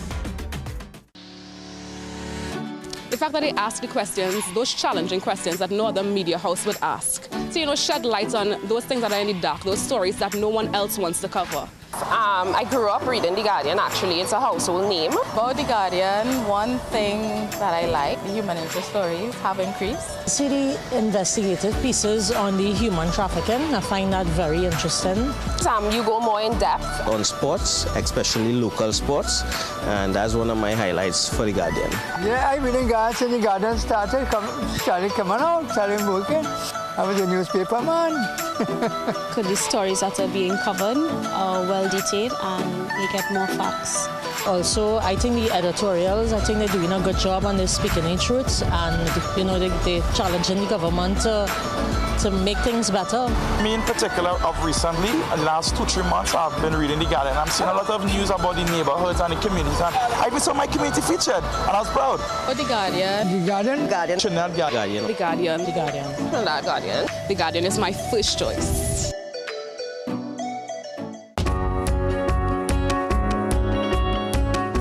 Sportsmanship is when an athlete walks off the court and you can't tell if he won or lost because he carries himself with pride either way. This quote is an embodiment of sport, and for me, sport is an embodiment of life. We are where you are.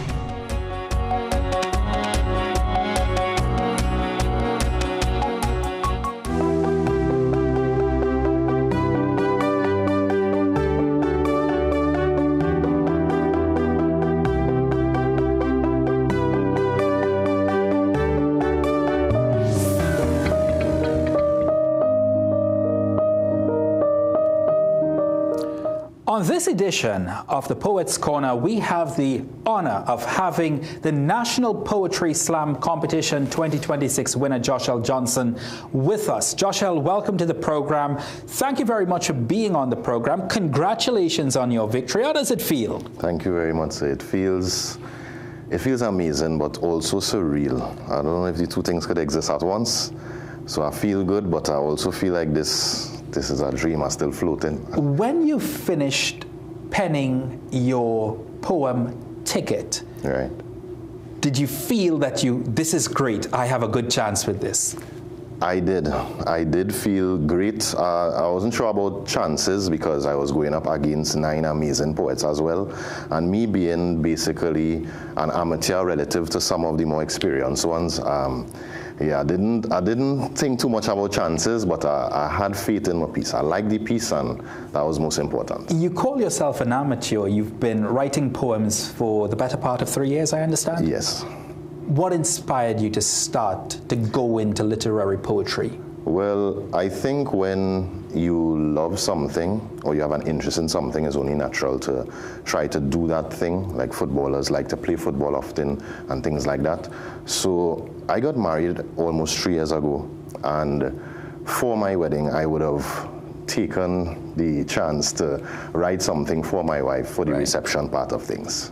And that was really the start of it. Family and friends was like, you should take this serious, you should do this, something. And I listened, I heeded their advice, and well, here I am today. Tell us about the process of writing Ticket. There are a lot of poets out there who I'm sure would appreciate actually hearing the process by which you used your process to write Ticket. Right. I think for this piece in particular, because it was for a competition and the national final as well, I approached it differently as to just something that you feel deeply about or inspires you. I think it begins with topic selection.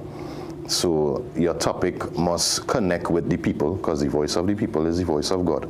Right? It must impress the judges. They look for things like social commentary, how well it resonates with the audience and things like that. So I think it starts there. And once you find the topic, I think the next thing to do is, what medium would you like to transport this poem at? What vehicle, how are you going to package this poem, this thought, this theme, this concept to the people? And I think once you work those two things out, it's just a matter of writing. How long did it take you from inception to craft? This poem in particular took me the better part of 4 days. So usually I take a much longer time to write than that. But I was going into the competition with another poem, and that poem, I wouldn't love the poem. I was trying to check the boxes, but it wasn't fun to me. So I say, scrap that idea. Tuesday before the final, I said, let's brainstorm, and my wife and I sat and we brainstormed and we came up with this idea, and I went ahead, and by Friday I was finished and just to memorize for Sunday. You're dressed like a police officer. The name of your poem is Ticket. I can only assume that based on the situation that we have in Trinidad and Tobago, where there was this crescendo of tickets being given out over the course of last year, earlier this year, that was the inspiration behind it. Yes, it was a play on the ticketing system, the fact that we as a country or as a government decides to ramp up road blocks and issuing of tickets and these kind of things, and to try to curb the lawlessness as well, understandably, so that was really the inspiration. But also I used the opportunity to draw light on the fact that the TTPS is not a perfect organization. They mean well, they have the best of intentions, but I think a few bad apples may have, tarnished their rep a little bit in the eyes of the public.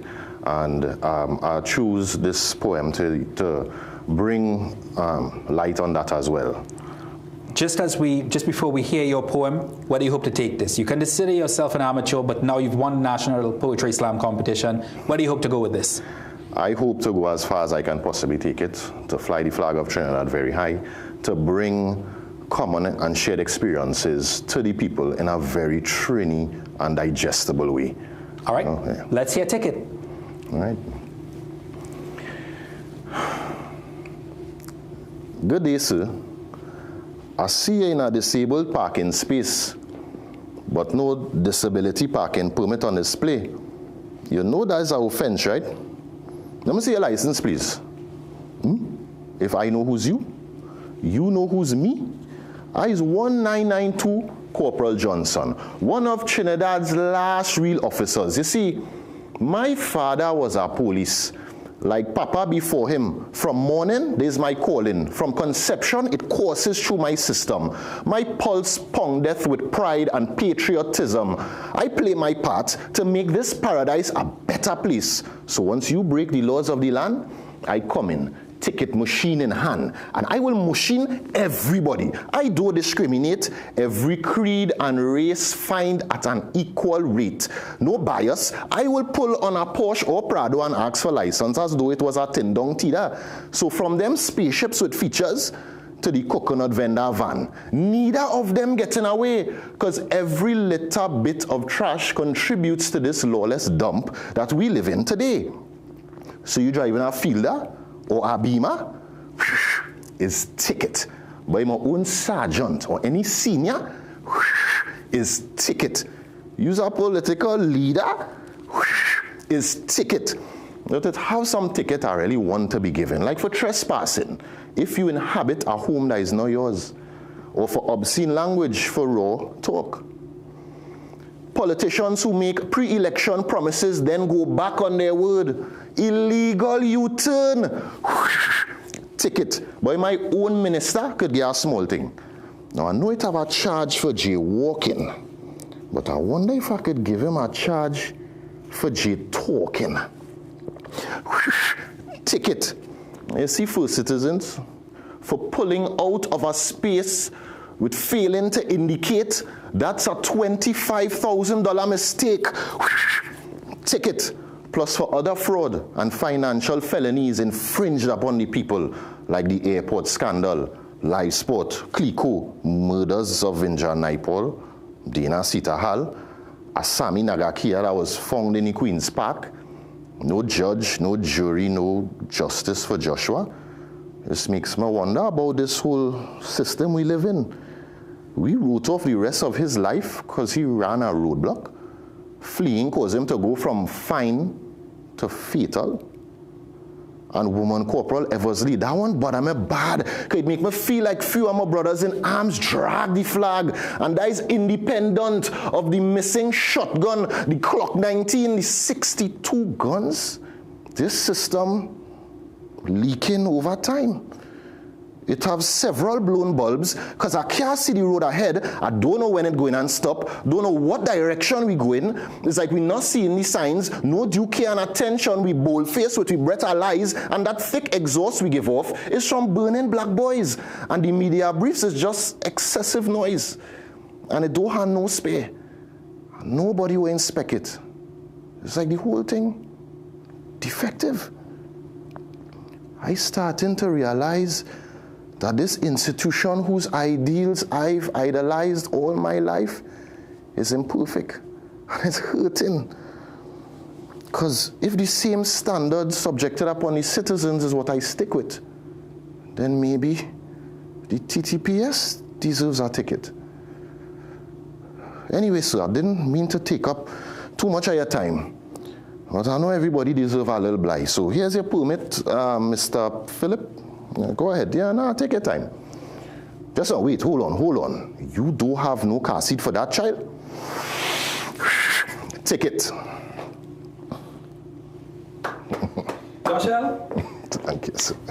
Easy winner. Easy winner. Thank you, man. That was simply fantastic. How you mentioned that you would have written this in the space of 4 days. Yeah. How did you manage to memorize all of it and deliver it so perfectly? That must have taken some real effort. It does. Well, the thing about writing is when you try to write in sequence, right, from the beginning through the middle to the end, when I take a break and come back, I can't just pick up where I left off. I need to start from the beginning to get back the flow so I could know what properly flows into where I just previously stopped. That art of really starting with the tickets that we all saw that the country went up in arms about, but then bringing in all of those different things, Corporal Anushka Eversley, bringing in all of the different societal challenges.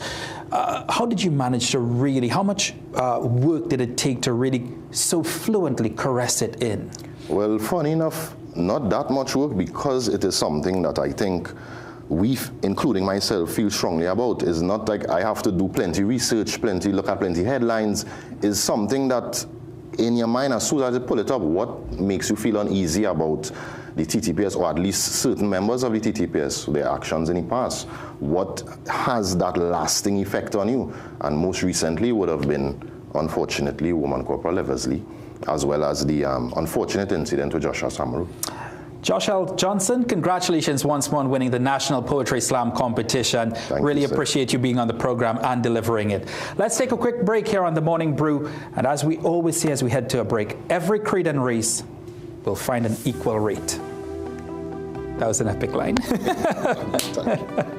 That's a really good line. Thanks very much, Josh L. I appreciate you doing this. Yeah, man, thank you. Good to be here.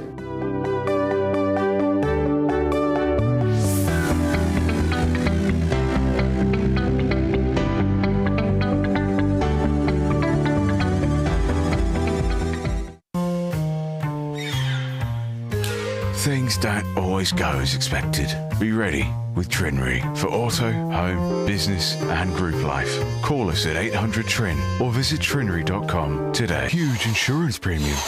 Pay your premiums bit by bit with FlexiPay from Trinry.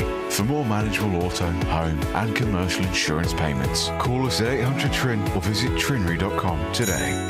Trinry. Premier insurance coverage for less.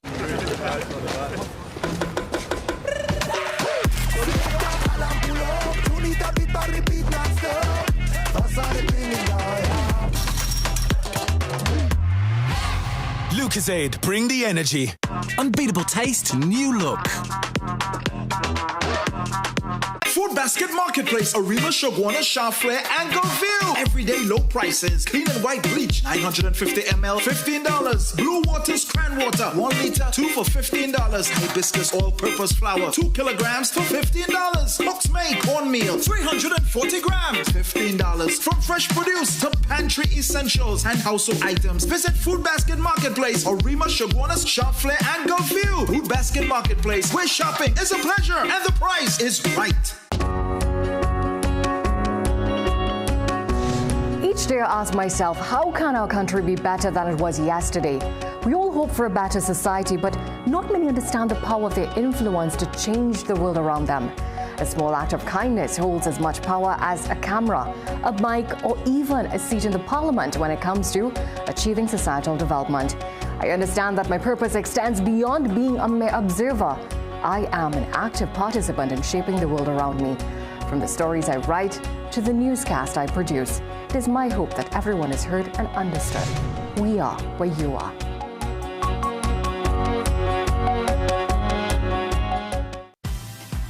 Get the story first. Want to know what's happening in news, sports, or crime? Get the CNC3 app. As the story breaks, CNC3 is there giving you the story first on your mobile device. Be connected to the most trusted and reliable news source, CNC3. Access your world with just a tap. The CNC3 app. Download it today. Calling all filmmakers, producers, content creators, influencers, and recording artists. If you're looking to rent a versatile studio space with green screen, video wall, cyclorama, and more, look no further. GM Labs is here to make your dreams a reality. Located in the heart of Port of Spain on St. Vincent Street, GM Labs is your one-stop shop for all your creative needs with over 2,800 square feet to work with. Take your creative concept to the final product at GM Labs. Give us a call or WhatsApp or message us on our Instagram and Facebook pages at GM Labs TT.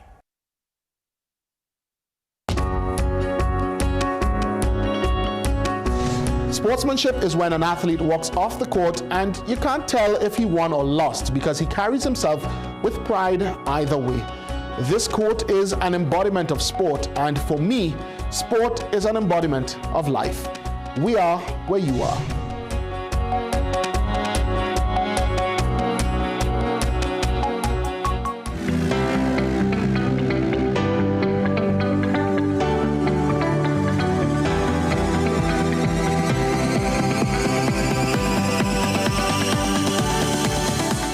This morning on the Morning Brew, you're about to see something rarely seen on television. Cohen Hamilton Secondary has bounced up Cohen Hamilton Secondary. James Saunders has joined us. My brother. We both went to the same secondary school together. I know Doris Polo and I read news sometimes. That's Cohen versus Cohen. But James, it's so great to see you. Always a pleasure. I must tell you that there's a lady at church. Whenever she sees me, she always says to me, I miss James Saunders on air. I miss James Saunders on air. So James has gone now into really pursuing his passion that started all the way back in school, to be honest. James has been singing all the way past school. James, so proud of everything that you've been able to accomplish in your singing career. Yeah, that's how I feel looking at you and Doris as well. Appreciate it. Yeah, I remember in school beating on the desk and singing has been something I've been doing for quite a while. You've just launched a new song. Tell us about it. Well, it's called The Takeover, and basically it's a social commentary. What it talks about is crime and taking back our country from crime and the arms and the ill effects of crime, and just really a rallying cry for citizens. Say, hey, listen, we've had enough. Let's stand up and do something about it. You have deliberately, throughout the course of your career, focused your music on positivity and finding solutions to social ills, but more than that, trying through your music, James, to help young men and women, but particularly young men, to see that there is a better life beyond crime. You've deliberately done that.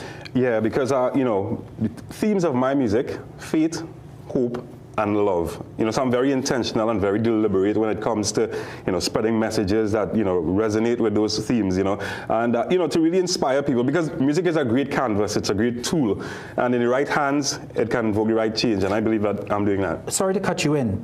In the wrong hands, we've seen how music can also really lead young people to a place that we don't want them to go to. Yes, and because it's a vehicle, it can travel very far, in the subconscious, in the mentality, and in the wrong hands, any vehicle, if you put a miner in the front seat of a excavator, the damage that can do. You put a good driver, you put Michael Schumacher, you put Lewis Hamilton, of course you're a sportsman, of course you understand those references, in the right vehicle, and you get the right results. You've done some tours, James. You've been to St. Martin, you've been to St. Vincent, you've gone around the region. Are you happy with what you've been able to accomplish so far in your musical career, and where do you hope to go next? Where do you hope to take this next? Yeah, I think, it's surreal, starting on the desk in Cohen Hamilton. Of course, your older brother, Richard, would have been in my class. We would beat on the desk and sing. And, for us, that was just a pastime. Miss Izora Edwards, my English teacher back in secondary school, she always encouraged oral expression, And, I would always say, even as a writer and now into music, I would have gotten that from her. And the seed would have started there. And, you know, it's surreal now, you know, when I travel to perform music and I see people, you know, singing along to my music, you know, and you really see how far the influence of music spreads outside of your border. I mean, places like Kenya, you know, when I would have influencers in Kenya asking me to do jobs for them. Wow. I'd be like, little old me from Moruga. Yeah. You're hoping to really take this to, I wouldn't say international, because if you know James like I know James, it's never been about being popular, it's never been about making a fortune, it's been about the passion of the music.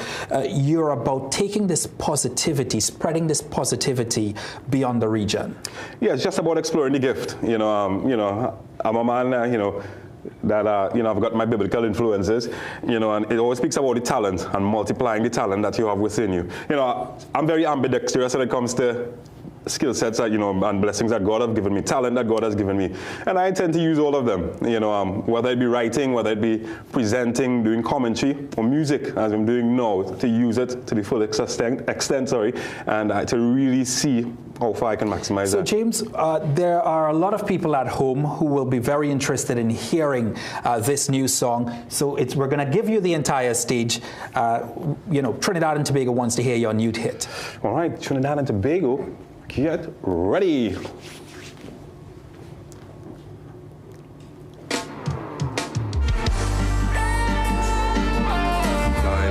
What's going on in the city? Now look so nice, now look so pretty. You them are feel living in calamity. What's going on in the country? What's going on in the city? Now look so nice, now look so pretty. You them are feel living in calamity. Hey, back we land, repatriate the people from the midst of Babylon. No time for sit down idle, it's the time for take a stand. Sin a epidemic and they getting out of hand. Need righteous injection. Hey, back we land, repatriate the people from the midst of Babylon.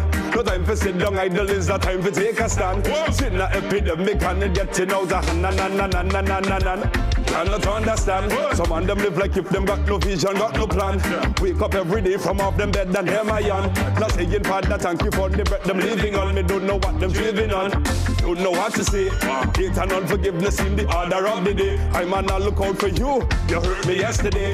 The love it gone away. We need sense to the madness, cause the world in disarray. Got to take back we land. Repatriate the people from the midst of Babylon. No time to sit down idle, is the time to take a stand. Sin the epidemic, it getting out the hand. Need righteous injection. We take back we land. Repatriate the people from the midst of Babylon. No time to sit down idle, is the time to take a stand. Sin the epidemic, it getting out the hand. Caught in the crossfire of a sin epidemic. Thousands getting wounded, them not recover from it. Call the medic, no people die. God with them not get it. Government them got no answer. So the people panic, understand it. Put it in your brain and I program it. One way to the Father, there's no way to underhand it. Let her come the 10 second. Like no wedding, you can plan it. Put your life in order, my friend, for your sake. To take back we land. Repatriate the people from the midst of Babylon. No time to sit down idle, is the time to take a stand. Sin the epidemic and it getting out of hand. Need righteous injection. We take back we land. Repatriate the people from the midst of Babylon. No time to sit down idle, is the time to take a stand. Sin the epidemic and it getting out of hand. We take back we land. What's going on in the country? We take a stand. In the epidemic, it getting out of hand. Need righteous injection. We take back we land. Repatriate the people from the midst of Babylon. No time to sit down idle, is the time to take a stand. In the epidemic, and it getting out of hand. What's going on in the country? What's going on in the city? Now look so nice, now look so pretty. Them are living in calamity. What's going on in city and tea? What's going on in the city? Now look so nice, now look so pretty. Them are living in calamity. Take back with la la la la la la la la la. Now from the midst of Babylon, la la la la la la la la. James Saunders, yes, sir. Your new hit, Takeaway. How much time did you spend in the writing and production of it? Well, if I tell you a story, I would have written this in my 20s, just out of secondary school. This is I just left it there. I just left it. Never thought about it until Judah Peters, a producer from Separia, give me a rhythm. And then I was like, hey, listen, I've got this song from way back, and it was something that was on my heart and heavy on my heart, encouraging people to take back your land, and nothing comes before it's time. James, I know that positive music sometimes don't make it as far as sometimes the negative music, but keep on keeping on. It will penetrate society. Appreciate you being on the program. Hey, thank you so much, Ryan. James Saunders with his new hit Takeaway. Thank you very much for joining us this week and for joining me over the last 3 days, and Jason on Monday and Tuesday. We want to take this opportunity to wish you a wonderful week, and as James and so many others have been saying on this program, let's be a little bit more positive about ourselves and our country. Have a great weekend.